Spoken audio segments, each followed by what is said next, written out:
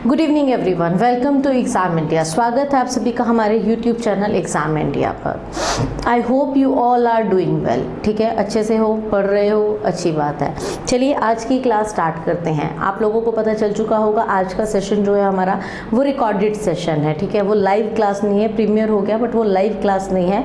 मैंने पहले कल की क्लास में भी आप लोगों को बताया था कि ईडियम्स पर बेस्ड हम 2 क्लासेस लेकर आएंगे जो रिकॉर्डेड होंगे, और रिकॉर्डेड के लिए ईडियम्स को ही इसीलिए चुना गया है क्योंकि थोड़ी सी ईजी होती हैं। थोड़ा सा एग्जाम्पल के साथ समझ लिया, बात क्लियर हो गई, तो बहुत ज़्यादा क्वेश्चंस आप लोगों की तरफ से नहीं आएंगे जो मुझे आंसर करने पड़ेंगे। दूसरा इंपॉर्टेंट पार्ट होता है हम इनको इग्नोर नहीं कर सकते। तो मेरे को लगता है कि सबसे बेस्ट है कि जब आप किसी भी वजह से यूट्यूब पर अवेलेबल नहीं हो तो एक रिकॉर्डेड वीडियो जो है वो ईडियम्स की डाल दी जाए, ताकि बच्चे का टाइम भी वेस्ट ना हो, उस टाइम पर वो उस क्लास को ले भी ले और उसके पास कुछ अच्छा कंटेंट भी चला जाए और उसको ये एब्सेंस भी इतना फील ना हो, है ना। तो हम लोगों ने कल की क्लास में भी ईडियम्स करी थी कुछ 25-26 समथिंग। आज की क्लास में भी मैं ईडियम्स ही लेकर आई हूँ और रिकॉर्डेड वीडियो है तो शॉर्ट ही रहेगी।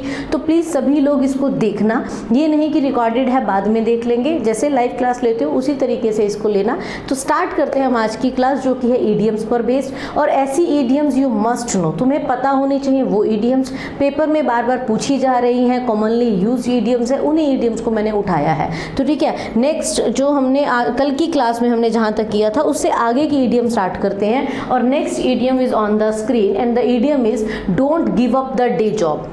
नेक्स्ट ईडियम हमारे पास क्या है? Don't give up the day job. अब हमारे पास don't give up the day job का मतलब क्या होता है? जैसे सपोज आप कोई काम करने में आपको कोई काम करना अच्छे से आता है, ठीक है, अब आप उसको ना चुनकर कोई ऐसा काम करियर के लिए चुन लो जिसमें आप अच्छे नहीं हो, तो सामने वाला आपको क्या एडवाइस करेगा? Don't give up the day job. मतलब जो चीज़ में तुम अच्छे हो उसी को कंटिन्यू करो, जिसमें तुम्हें पता है उतनी मास्टरी नहीं है उसको कंटिन्यू ना करो, तो उसको बोलते हैं you are not very good. Just a minute.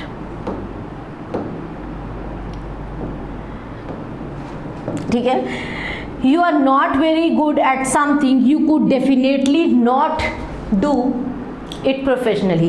जिस चीज़ पर आप अच्छे नहीं हो आप उसको प्रोफेशनली ना करें, है ना।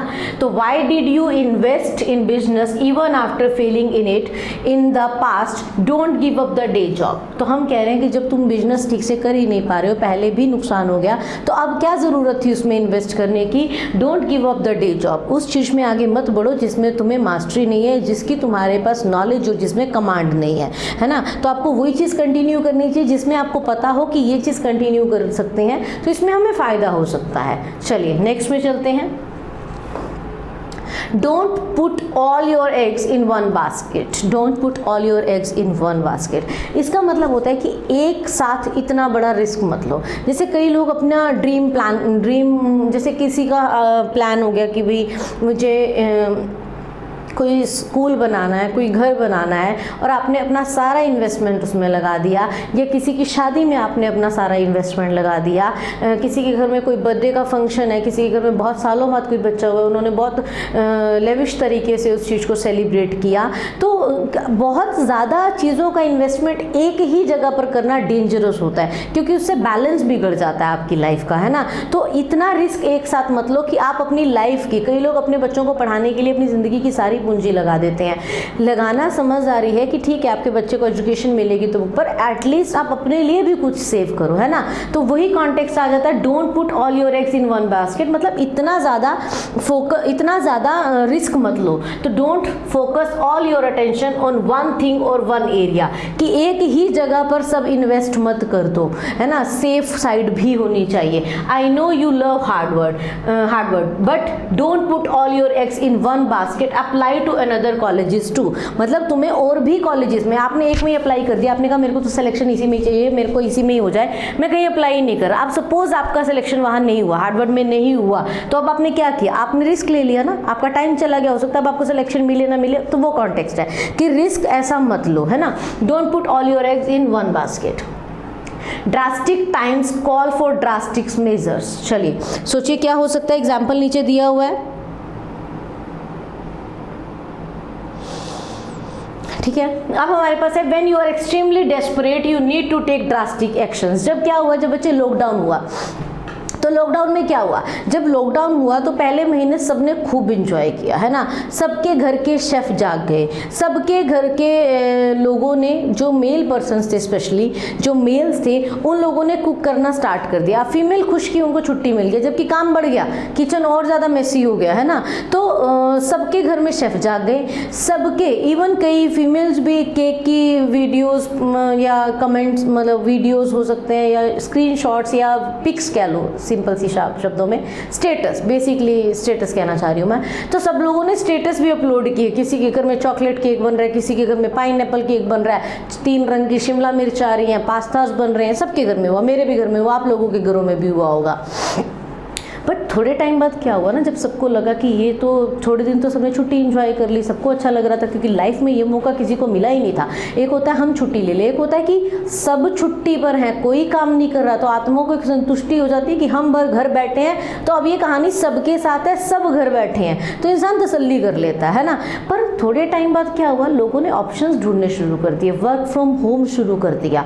क्यों शुरू कर दिया, क्योंकि अब सिर पर आ गया, अब एक्सपेंस बढ़ते जा रहे हैं, डे बाय डे बढ़ रहे हैं, और ना भी कहीं आप आओ जाओ, जो बेसिक खर्चा है वो तो रहेगा ना, दूध सब्जी पानी। अब अगर खर्चा है, जो नॉर्मल खर्चा है, और इनकम आना बंद हो गया, बहुत लोगों की जॉब चलेगी, बहुत लोगों को ले ऑफ कर दिया गया, तो खर्चा सिर पे बढ़ता जा रहा था, तो लोगों ने ऑप्शंस ढूंढे। अब ऑप्शंस क्यों ढूंढे, क्योंकि उनको ज़रूरत पड़ी उस टाइम पर। क्या लॉकडाउन नहीं लगता तो लोग अपने प्रोफेशंस चेंज करते। बहुत लोगों ने लॉकडाउन में, बहुत टीचर्स ऐसे हैं जो कंपनीज में चले गए, बहुत लोग कहीं से कहीं, बहुत लोग यूट्यूब पर आ गए, और यूट्यूब पर आने के बाद आज वो मिलियंस ऑफ व्यूअर्स लेकर बैठे हुए हैं। अगर वो मोमेंट ही ना आता, अगर वो टाइम ही ना आता, क्या वो चेंज आता? नहीं आता। तो कई बार क्या होता है कि when you are extremely desperate you need to take drastic action, कि आप जनरली ऐसे एक्शंस नहीं लेते हो जब तक आप डेस्परेट नहीं हो जाते। डेस्परेट कब होते हो, वो कई वजहों में हो सकते हैं, बट अगर पैसे की बात करें तो आज आपका बैंक अकाउंट खाली हो जाए, अब आप कुछ ना कुछ तो ढूंढोगे। आज आपके घर वाले आपको देना बंद कर दे, अब आप कुछ ना कुछ, आप होम ट्यूशन शुरू कर दो कि कुछ तो करोगे ना। तो क्या होता है, जब आप डेस्परेट हो जाते हो तो फिर आपको एक्शंस लेने पड़ते हैं। Yes, we had to let go of 5 of our workers, drastic times call for drastic measures. ठीक है, तो जब हमारे को कुछ चीज़ों को बदलाव करने की ज़रूरत है तो वैसा एक्शन भी हमको करना पड़ेगा। चलिए, Elvis has left the building. Elvis has left the building का मतलब है कि जो भी चीज़ कर रहे थे वो ख़त्म हो गई। जो भी चीज़ हम कर रहे थे, कोई हम शो कर रहे थे, कुछ हम देख रहे थे, कहीं पर हमने कुछ प्लान किया, कुछ भी था, हम वेकेशन पे गए, 3 दिन हो गए, ख़त्म हो गया। जो भी चीज़ कंटिन्यू थी वो ख़त्म हो गई। तो हमने कहा the show has come to end, it's all over. जो भी चीज़ ख़त्म हो गई। We waited for another performance by the band but it looked like Elvis had left the show. कि हम एक परफॉर्मेंस देखने, हम शो देखने गए, हमें लगा शायद अब एक और परफॉर्मेंस आएगी, तो हम अब ऐसा लग रहा है कि भैया नहीं, Elvis had left the show. मतलब एल्विस कोई पर्सन का नाम नहीं है, सिचुएशन बताई है कि भैया इसका मतलब होता है खत्म हो गया, मामला खत्म, टाटा बाय बाय वाला सिस्टम। ठीक है, चलिए next. Every cloud has a silver lining. Every cloud has a silver lining. Optimist होना। ऑप्टिमिस्ट का मतलब क्या होता है बच्चे? A person who always sees the bright side of the things. जो हमेशा चीज़ों की अच्छी साइड्स को देखता है उसको ऑप्टिमिस्ट बोला जाता है। हम कह रहे हैं एवरी क्लाउड, कहते हैं ना कि कोई चीज़ आपके साथ कितनी भी बुरी हो जाए उसमें कुछ ना कुछ अच्छा छिपा होता है। सेम वही कॉन्टेक्स्ट है कि be optimistic. Every difficult times will lead to better days. कि आपकी लाइफ में कई बार क्या होता है, हम कोई ऐसी जॉब ज्वाइन कर लेते हैं जिसमें हमसे बहुत काम करवाया जा रहा है। हमें ऐसा लगता है कि यार पैसा हमको कम दिया जा रहा है बट हमसे काम बहुत ज़्यादा करवाया जा रहा है। हो सकता है, ये पॉसिबल हो सकता है, लोग एक्सप्लॉइट होते हैं प्राइवेट जॉब्स में कि उनको पैसा कम दिया जाता है, उनसे काम ज़्यादा करवाया जाता है। बट एक बार जब आप वो ज़्यादा काम कर लेते हो ना, उसके बाद आप कहीं दूसरी जगह ज्वाइन करते हो, वहाँ पैसा ज़्यादा होता है, काम कम होता है, तो आप उस काम को इंजॉय करते हो क्योंकि अब आपको काम ज़्यादा और कम का फ़र्क महसूस हो गया। आपने पहली बार कम काम कर लिया, दूसरी जगह जॉब ज्वाइन करोगे और काम ज़्यादा हो गया ना, आपसे बियर नहीं होगा। पर पहले ही डीट हो गए, पहले ही बहुत कर लिया, अब इतना यहाँ कर लिया, इससे ज़्यादा तो कहीं नहीं होगा, है ना। तो जहाँ भी दोबारा गए वहाँ पर बड़ा बेटर माहौल मिला आपको, कम काम था, पैसा ज़्यादा था, तो आप उस चीज़ को इंजॉय कर रहे हो। तो कोई चीज़ कितनी, एक टाइम पर कोई चीज़ सिचुएशन बड़ी डिफिकल्ट हो सकती है। जैसे अगर मैं अपनी बात करूँ बच्चे, ऑफलाइन पढ़ाना बहुत आसान बात है, क्लास में खड़े हो जाओ, बच्चों से पूछो क्या टॉपिक चल रहा है, उसी टॉपिक को पढ़ा दो। अब इतने बैचेस हम लोग लेते हैं, कई बार याद रहता है क्या पढ़ा कर गए थे, कई बार नहीं याद रहता। कई बार हम कुछ पढ़ा रहे होते हैं, लगता है कि नहीं यार इस टॉपिक को पढ़ाने का मन नहीं कर रहा, आज कुछ और पढ़ा देते हैं, तो सोचना नहीं पड़ता, कोई भी टॉपिक पढ़ा दिया। बट जब हम ऑनलाइन आए तो क्या ये इतना आसान था? नहीं, ये इतना आसान नहीं था। आपको पढ़ाने से ज़्यादा ध्यान तो आपको कंटेंट पे देना था कि आप यूट्यूब प्लेटफॉर्म पे कोई कंटेंट लेकर आ रहे हो तो वो वैलिड होना चाहिए, ऑथेंटिक होना चाहिए, आप एक्सप्लेन कर रहे हो, आप फंबल ना कर जाओ, आपको कैमरे की सेटिंग चेक करनी है, आपको हर चीज़। तो ये डिफ़िकल्ट टाइम हो जाता है एक बार जब आप कोई नई चीज़ शुरू करते हो। तो कई बार बड़ी फ्रस्ट्रेशन भी होती थी, यार बड़ा आसान था, क्लास में जाओ, बोर्ड लो, अपना मार्कर होना चाहिए, बोर्ड होना चाहिए, 10 बच्चे बढ़ाओ, 50 बच्चे बिठाओ, 100 बच्चे बढ़ाओ, कोई फ़र्क नहीं पड़ता है ना। बट आपको ऑनलाइन में बैठकर कैमरे से बात करनी है। अब लाइव भी नहीं है, सोचो रिकॉर्डिंग तो और भी मुश्किल है कि आपको कैमरे के साथ कॉन्टेक्ट बनाना है, आपको कैमरे के साथ बात करनी है ना। तो चीज़ें मुश्किल होती थी, कई बार फ्रस्ट्रेशन भी होती थी, पर अब धीरे धीरे यूज टू, अब हम सोचते हैं कि अब कहीं भी चले जाएं, अब ये काम भी हो जाएगा। तो डिफ़िकल्ट टाइम आपको बहुत कुछ सिखा कर जाता है। तो every cloud has a silver lining. I am sorry your business is going badly, ठीक है, कि गलत सही नहीं जा रहा, but remember every cloud has a silver lining. Every cloud has अ, जो भी डिफ़िकल्ट डेज होते हैं वो आपको बेस्ट बनाकर जाते हैं, ये बात ध्यान रखना। हो सकता है ये पढ़ाई का टाइम आप लोगों के लिए टफ हो सकता है आपका मन करता हो कि हम लोग घूम आए, लोग घूम रहे हैं, और फिर हम आजकल सोशल प्लेटफॉर्म्स पे देख लेते हैं आधी दुनिया पहाड़ों पर बैठी हुई है, ऐसा लग रहा है कि लोगों ने अपना घर बार छोड़ के लोग ऋषिकेश मनाली ही बैठे हुए हैं। बच्चे ये शो ऑफ है, ये वो माया जाल है जो देखने में बड़ा अच्छा लगता है ना, पर ऐसा नहीं है अच्छा नहीं होगा, ऑब्वियसली अच्छा होगा ना। आप प्लेन्स पे रह रहे हो, आपको हिल्स जो है वो अट्रैक्ट करेंगे, बट अगर आज टफ टाइम है, हमेशा थोड़ी ना रहेगा, कल को चीज़ें बेटर होंगी। और बेस्ट मैं फिर भी कहती हूँ कि पढ़ रहे हो अच्छी बात है, बट अपने लिए टाइम ज़रूर निकालो, क्योंकि जब आप अपने लिए टाइम निकालते हो ना तो आपकी ब्रेन को रेस्ट मिलता है, फिर जब दोबारा पढ़ना शुरू करते हो तो क्वालिटी अच्छी हो जाती है। चलो, far cry from a thing that is very different from something else. आपने कहा कुछ और दिखाया कुछ।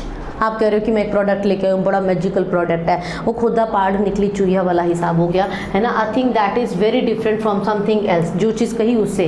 What you did was a far cry from what you said you were going to do, ठीक है। जो तुम करने जा रहे हो ये उससे बहुत दूर है जो तुमने कहा था तुम करोगे, है ना।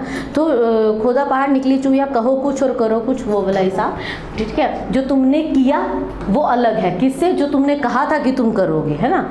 चलो next, feel a bit under the weather. Feel a bit under the weather का मतलब होता है थोड़ा सा सिक फील करना, ठीक है। और मौसम से रिलेट कर लेना ताकि याद रह जाए कि जैसे ही मौसम बदलता है तो बॉडी में सिम्टम्स आ जाते हैं कि कोल्ड हो जाता है, कई लोगों को फीवर हो जाता है ना।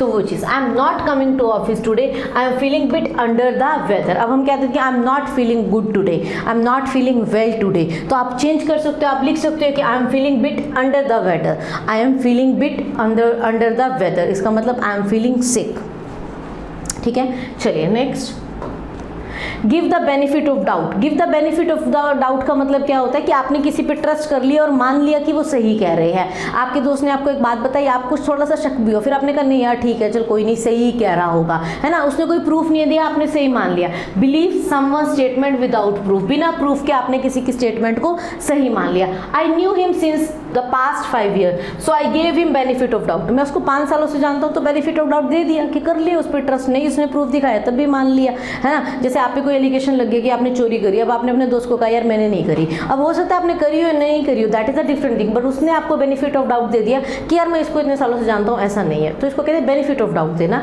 कि आपने उसको कोई प्रूफ नहीं दिया, स्टिल उसने आप पर विश्वास कर लिया। चलिए नेक्स्ट, मैं पानी पी लूँ, आप लोग कीजिए। Hear through the grapevine, hear through the grep wine.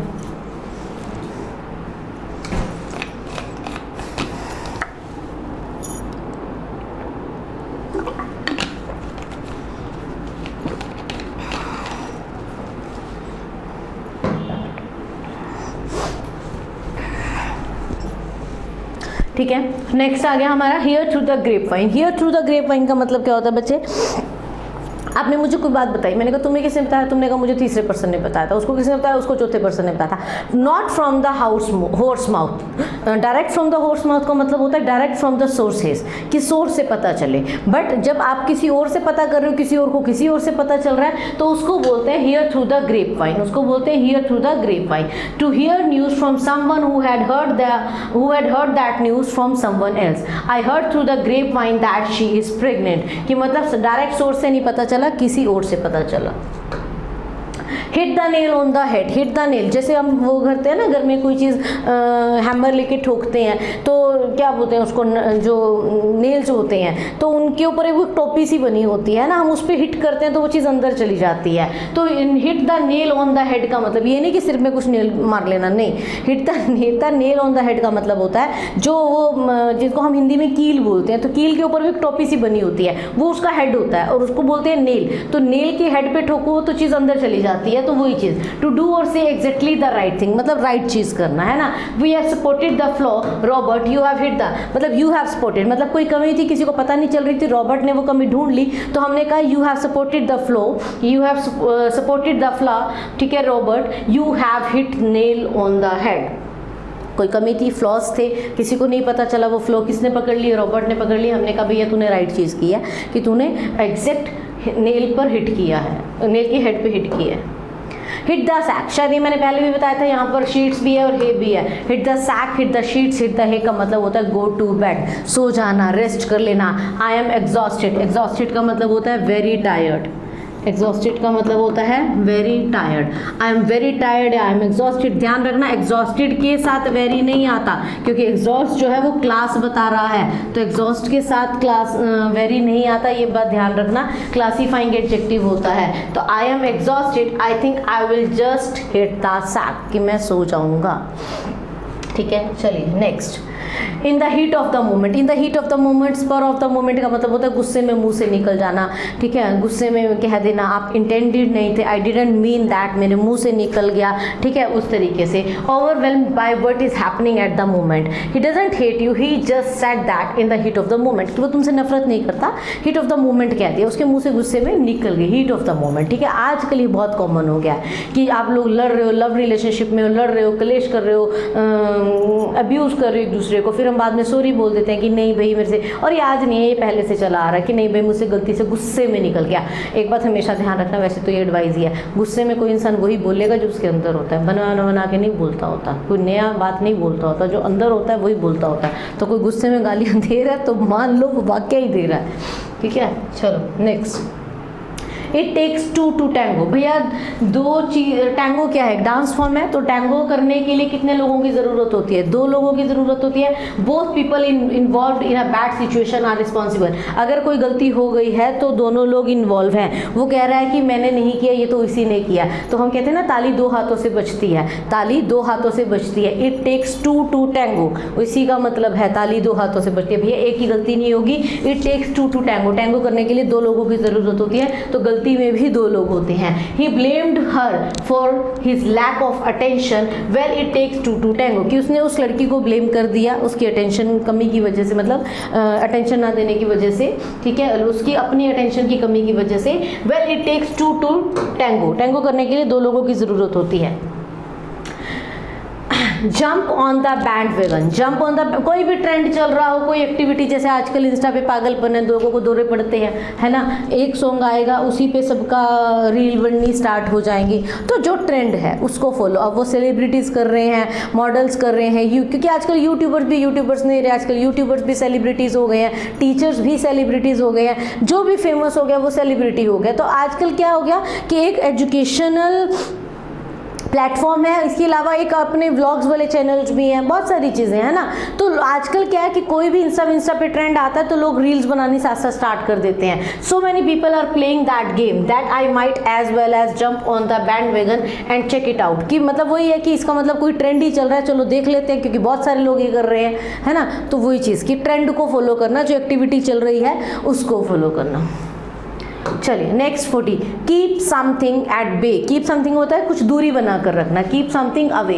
A good way to keep your anxiety at bay is through meditation, अगर मेडिटेशन कर लोगे तो भैया एंग्जाइटी की दूरी बनी रहेगी, एंग्जाइटी तुमसे दूर रहेगा, डिप्रेशन तुमसे दूर रहेगा। तो क्या सोल्यूशन है कि गो फॉर द मेडिटेशन, अगर मेडिटेशन कर ली जाए तो a good way to keep your anxiety at bay, anxiety को अपने से दूर रखने का बेस्ट वे क्या है, थ्रू मेडिटेशन, मेडिटेशन कर कर किया जा सकता है।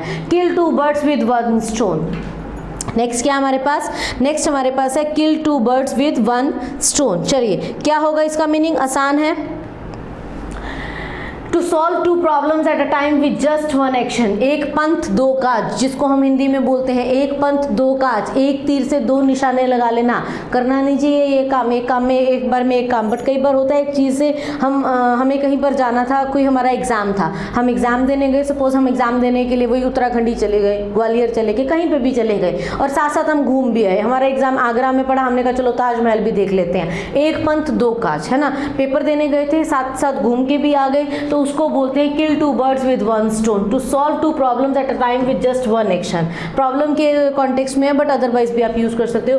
John practised his words while peeling the potatoes he was killing two birds with one stone। बच्चे इस सेंटेंस में थोड़ी सी गलती है, ठीक है, और ध्यान रखना इस चीज़ को। देखिए यहाँ पर जो लिखा गया है, ये जो लिखा गया है बच्चे, ये वर्ब होनी चाहिए, ठीक है, और वर्ब है तो ये होनी चाहिए प्रैक्टिस्ड, ठीक है। तो ध्यान रखना बच्चे, PRACTISE, प्रैक्टिस जो होता है वर्ब होता है और फॉर्म्स इसी में बनती हैं।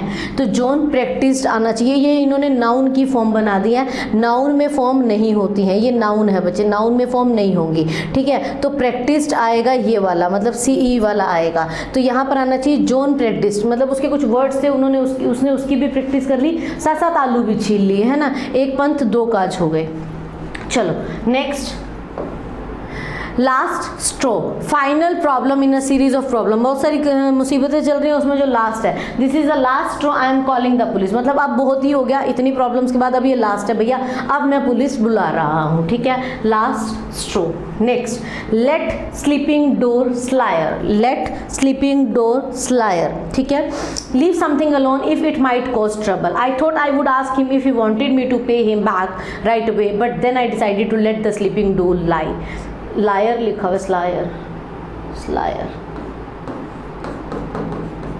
ठीक है। तो लेट स्लीपिंग डॉग स्लायर का मतलब क्या होता है कि कोई बार आप जैसे छोटी मोटी आपकी किसी के साथ बहस हो गई, अब एक तो होता है कि आप उसके बारे में डिस्कशन करो, फिर आपको लगता है यार डिस्कशन करने से मामला और ख़राब ही हो जाएगा, जैसे लड़का लड़कियों में नॉर्मल होता है, लव रिलेशनशिप में होता है कि लड़की किसी बात को नाराज़ होगी तो लड़का जनरली इग्नोर कर देता है, उसको लगता है कि अब मैं बात करने जाऊँ ना तो मुद्दा और ही बड़ा बन जाएगा, और हो भी जाता है। ये बेसिक नेचर होता है, लड़कियों की अपनी पर्सनैलिटी है, लड़कों की अपनी पर्सनैलिटी है, लड़कियों को डिस्कशन करना है, लड़कों को इग्नोर करना है, बेसिकली डिफरेंस है, तो बेसिक डिफरेंस है, ठीक है, इसमें प्रॉब्लम किसी के साथ नहीं है ना। तो कई बार हम किसी मुद्दों को इसलिए आप किसी से बहस करने से बेटर समझते हो कि यार छोड़ देते हैं, शायद चीज़ें ऐसे सेटल आउट हो जाएंगी, सेटल हो जाएंगी, है ना। लीव समथिंग अलोन, छोड़ देना, इट माइट कॉज सम, कि कहीं ये और दिक्कत ना दे दे, ठीक है, तो उसी कॉन्टेक्स्ट में आ जाता है let sleeping dogs lie. Let the cat out of the bag, just a minute.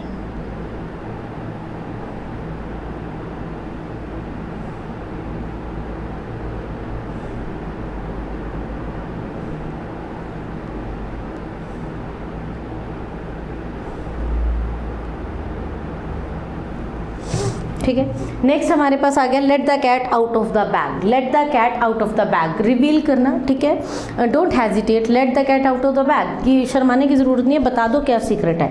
तो जैसे सपोज आपका बर्थडे आ रहा है, आपके घर में आपको लग रहा है कि कुछ प्लानिंग हो रही है और आपके छोटे भाई बहन के मुंह से वो चीज़ निकल गई, तो आपकी मदर चिल्ला रही है कि भैया क्यों तूने सीक्रेटली रिवील कर दिया, why did you let the cat out of the bag, secret क्यों रिवील कर दिया, है ना। To reveal a secret, to share information that was previously concealed, जिसे छिपाया गया था वो आपके मुंह से निकल जाए या आप उसको इंटेंशनली अनइंटेंशनली शेयर कर दो। It's our secret, don't let the cat out of the bag, कि हमारा सीक्रेट है भैया, इसको बाहर करने की ज़रूरत नहीं है। अच्छा, एक चीज़ और थोड़ा सा बच्चे गलती है यहाँ पर, ठीक है, यहाँ पर लाई होना चाहिए, स्लायर नहीं है, मैंने अभी जस्ट चेक किया क्योंकि मुझे भी थोड़ा सा डाउट लग रहा, तो यहाँ ठीक है ना। तो थोड़ा सा मैं भी डाउट में थी, मेरे को भी चीज़ ध्यान नहीं आ रही थी, ठीक है, कि स्लायर वर्ड नहीं होगा, ठीक है, लाई यहाँ ठीक है, प्रॉब्लम इज देयर, वहाँ प्रॉब्लम है बच्चे, ठीक है। तो इस चीज़ को, ये चीज़ सही है, प्रॉब्लम यहाँ है लेट स्लीपिंग डॉग लाई, क्योंकि मुझे थोड़ा लग रहा था अजीब, पर मुझे लगा कि ईडियम्स के साथ ऐसा ही होता है, इनका एरिया बहुत वास्ट होता है, तो कई बार थोड़ी सी कन्फ्यूज़न हो जाती है ना। चलिए next, make a long story short, बातों को घुमाओ मत, पॉइंट मुद्दे पर आओ। जब हम कहते हैं ना, जैसे कोई इंसान आपको पूरी कहानी लगाने लग गया, घर में क्या हुआ तो आप अपनी कहानी शुरू कर रहे हो, मैंने कढ़ाई रखी, तेल डाला, जीरा डाला, नमक, भाई भैया मुद्दे पे आ जाओ, हुआ क्या किचन में ये बता दो, है ना। तो make a long story short, come to the point, leave out the details. इतनी डिटेल्स की ज़रूरत नहीं है। जैसे घर में फैमिली में कई लोग होते हैं, कईयों के घरों में लोग होते हैं कि उनसे कोई भी बात करो तो वो पूरी डिटेल देंगे आपको। अगर आपको कोई इंसिडेंट बताना है तो इंसिडेंट के 1 घंटे पहले की कहानी शुरू हो गई, फिर ऐसा हुआ फिर ऐसा हुआ, तो आप थक जाते हो, है ना। तो वो चीज़ है कि मुद्दे पे आओ। To make the long story short, I never got back money I lent him, ठीक है, कि भैया मेरे को उससे कोई पैसा नहीं मिला जो मैंने उसको दिया था, ठीक है। अगर मैं मुद्दे की बात कहूँ तो method in the madness, a purpose in what one is doing even though it seems to be crazy. कई बार क्या होता है, हम लाइफ में दूसरों के हिसाब से कुछ अजीब काम कर रहे होते हैं। हम लोगों को लगता है कि यार पता नहीं इनके पास काबिलियत है, ये लाइफ में कुछ और भी कर जाते, पर पता नहीं ये इस चीज़ में क्यों लगे हुए हैं। तो हर किसी का कोई पर्पज़ होता है किसी ना किसी चीज़ को करने में। तो अ मेथड इन द मैडनेस, कि अगर हम कोई पागलपन भी कर रहे हैं तो क्या पता उस पागलपन में सामने वाले इंसान का क्या पर्पज़ है। जैसे जब मैंने पढ़ाना शुरू किया था तो मुझे बहुत लोगों ने कहा था कि तुम गलत पढ़ा रही हो, तुम रूल्स पढ़ाओ, एक्सेप्शन पढ़ाओ, बच्चा भाग के आएगा, बच्चा क्लासेस में फीडबैक अच्छा देगा, क्योंकि 1 घंटे की क्लास के बाद जब बच्चा उठ के जाएगा तो उसको होगा उसके पास 20-25 रूल है। बट जब तुम डिटेल में पढ़ा रहे हो तो 1 घंटे की क्लास के बाद बच्चा खुश नहीं जाएगा, बच्चा परेशान जाएगा। क्यों परेशान जाएगा? क्योंकि उसका दिमाग चला है, उसको सोचना पड़ रहा है, उसको दिमाग लगाना पड़ रहा है। बच्चा दिमाग नहीं लगाना चाहता। दूसरी बात, 1 घंटे बाद वो परेशान होगा ये सोच के कि उसने इतना गलत सीख रखा था, है ना।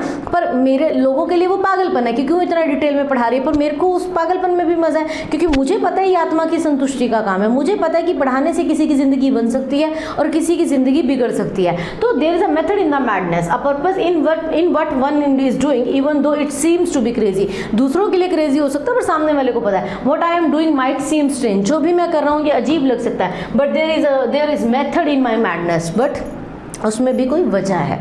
क्लियर? चलिए नेक्स्ट क्वेश्चन की तरफ चलते हैं। Miss the boat, to miss out on something, कोई अपॉर्चुनिटी मिस कर देना, कोई चीज़ मिस कर देना। पे अटेंशन जोर, और you will miss the boat and never learn algebra. Miss the boat का मतलब फिर तुम ये अपॉर्चुनिटी, जैसे मैं हमेशा बच्चों को बोलती हूँ कि बच्चे मौका मिल रहा है ढंग से पढ़ लो। जैसे अभी क्लास में एक बच्चा कमेंट कर रहा था, एक लड़की, कि मैम अगर आप यूट्यूब छोड़कर चले गए तो ऐसा हुआ ना, आप एक इंस्टीट्यूट में पढ़ा रहे हो, आपसे बच्चा पढ़ रहा है, अब बच्चा सीरियस नहीं है, बच्चा कह रहा है चल रीज्वाइनिंग ले लेंगे फिर पढ़ लेंगे, चल दोबारा पढ़ लेंगे 3 महीने बाद पढ़ लेंगे, इस क्लास में नहीं आया तो दूसरी क्लास में ले लेंगे। बच्चे आपको नहीं पता टीचर कब छोड़कर चला जाएगा, है ना। आपको दोबारा उस टीचर को मिलने का मौका मिलेगा भी या नहीं मिलेगा, आप दोबारा उस टीचर से सीख भी पाओगे कि या नहीं सीख पाओगे। अब तो एक ऑनलाइन प्लेटफॉर्म है कि चलो टीचर आपको ऑनलाइन मिल गया, अगर सपोज ये प्लेटफॉर्म ना हो तो आपको टीचर कहाँ मिलेंगे? टीचर नहीं मिलेंगे। और ज़रूरी नहीं है जिस टीचर से आप पढ़ना चाहते हो वो आपको ऑनलाइन मिल जाए। तो डोंट मिस द बोट, ठीक है। जब अपॉर्चुनिटी हाथ में आ रही है तब उसको मिस मत करो। To miss out on something, pay attention. हम कह रहे हैं कि भैया पे अटेंशन, क्योंकि इसके बाद तुम्हें अलजेब्रा सीखने का दोबारा मौका नहीं मिलेगा। थोड़ा स्पीड से चल रहे हैं ताकि वीडियो को शॉर्ट रखा जाए, बट आई होप कि मैं चीज़ें समझा पा रही हूँ, और जिस तरीके से समझा पा रही हूँ आपको बहुत बार इनको सुनना ना पड़े। एक आधी बार इस वीडियो को दोबारा से देखोगे तो ये ईडियम्स आई डोंट थिंक कि आप भूल पाओगे, है ना। चलिए नेक्स्ट पे चलते हैं। Note a spark of decency, जिसमें किसी भी तरीके की कोई तमीज़ ही ना हो। कुछ लोग बहुत बदतमीज़, ठीक है, कुछ लोग बहुत बदतमीज़ हो जाते हैं। हमारा नज़रिया तमीज़ और बदतमीज़ी का नज़रिया भी हमारा होता है, बट कुछ मैनर्स जनरल होते हैं कि होने चाहिए, एटिकेट्स होने चाहिए, है ना। तो कुछ लोग बहुत बदतमीज़ टक्कर जाते हैं, हम कहते हैं there is no spark of decency, कोई डिसेंसी नाम की चीज़ ही नहीं है ना। तो वही बात है, a person who has no manners, no etiquettes, her brother has not a spark of decency, I don't like the way he acts in public. कि मतलब उसको ये भी नहीं पता कि जैसे अब क्या होता है कि जनरेशन गैप हमेशा रहता है। अब पहले वाली जनरेशन को आज की जनरेशन बहुत बदतमीज़ लगती है, हो भी गई होगी, फ़र्क आता है ना, पर उससे पहले वालों के लिए पहले वाली। तो ट्रेंड के साथ हम लोग चेंज करते हैं, जनरेशन गैप के साथ चीज़ें बदलती हैं। तो पहले लोगों के ड्रेसिंग सेंस में और आज के लोगों के ड्रेसिंग सेंस में बहुत फ़र्क आ गया। अब अगर आप कुछ ऐसा अटायर डाल के जाओ जो नॉर्मल ना हो, नॉर्मल इन द सेंस आपके लिए नॉर्मल है पर पहले की जनरेशन के लिए नॉर्मल नहीं है, तो वो लोग आपको घूर रहे हैं, वो लोग आपको देख रहे हैं। क्यों? उनको लगता है कि भैया इनके पल्ले कुछ बचा ही नहीं है, इनके पल्ले तमीज़ नहीं बची। बड़े एजेड लोगों को देखो तो उनको लगता है मेट्रो में लोगों को ट्रेवल नहीं करना आता, अगर लड़का लड़की साथ में ट्रेवल कर रहे हैं तो उनमें डिसेंसी नहीं है। बहुत सारी चीज़ें ऐसी आजकल हो गई है ना। तो लोगों को लगता है कि बात करने की तमीज़ नहीं, अगर आप अपनी बात स्पष्ट रख रहे हो लोगों को तब भी लगता है कि आप बदतमीज़ हो, कि डिसेंसी नहीं है, है ना। कई सेंस में आप यूज़ कर सकते हो इस चीज़ को, ठीक है। Next, not playing with the full deck, someone who is mentally physiologically and intellectually deficient, मतलब प्रॉपर पता ना हो, साइकोलॉजिकली, मेंटली, इंटेलेक्चुअली आप में कोई कमी हो, not playing the full deck, ठीक है। He is an intelligent guy but with all that crazy thing he does, wonder if he is not playing with the full deck, मतलब कि जितना उसके अंदर एबिलिटी है वो उसको उतना प्ले नहीं कर रहा, चाहे वो मेंटली है, चाहे वो साइकोलॉजिकली है, चाहे वो इंटेलेक्चुअली है, कहीं ना कहीं कोई कमी महसूस है, ठीक है। Not playing with the full deck. चलिए, ऑन द बॉल, ठीक है, on the ball, when someone understands the situation well or attentive, if you were on the ball that would not have happened, अगर तुमने attention दिया होता तो ये हुआ ही ना होता। और ध्यान देना ये कंडीशनल है, यहाँ वर्ब की सेकेंड फॉर्म है और यहाँ would plus have plus V3, ठीक है।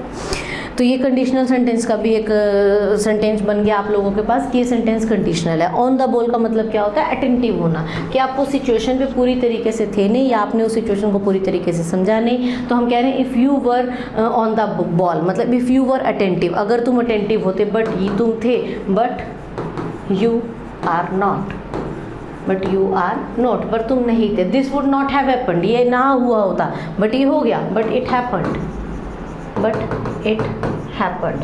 तो बहुत बच्चों को ये भी लग रहा होगा, बहुत बच्चों के मन में ये भी डाउट आ रहा होगा कि मैम यहाँ पे वर्ब की सेकंड फॉर्म है, यहाँ वुड है, V3 है, ना तो ये सेमी क्लोज्ड है ना ये क्लोज्ड है। बच्चे इसको बोलते हैं मिक्स कंडीशनल, ठीक है। जब हम लोग कंडीशनल चैप्टर करेंगे तो मिक्स कंडीशनल भी करेंगे, इसको बोलते हैं मिक्स कंडीशनल। इधर हमने सेमी क्लोज्ड बनाया है और इधर हमने क्लोज्ड बना दिया है, इसको बोलते हैं मिक्स कंडीशनल।